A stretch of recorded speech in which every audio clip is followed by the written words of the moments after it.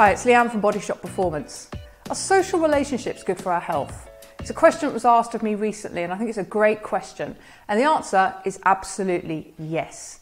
We know that loneliness is one of the biggest causes of preventable death, alongside stress and some other things. But loneliness, we're increasingly recognising that that has a significant effect on our overall health and our mortality. In other words, how long we live.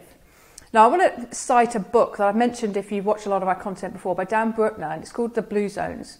The Blue Zones are 7 or 8 parts of the world that have the highest proportion of centenarians in the world. So people are living longer in these places than anywhere else.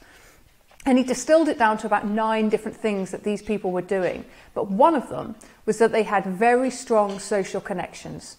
They had family around them, they had friends around them, and they often made an effort to see these people, so they never really felt alone or lonely.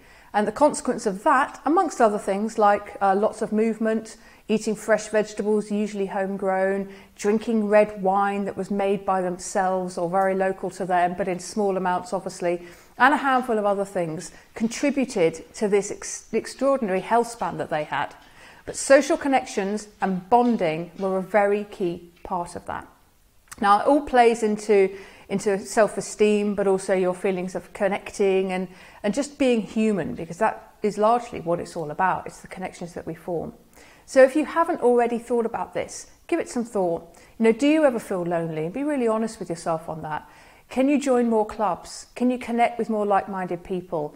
Can you make more of an effort to go out and mix, even when you might not want to do it?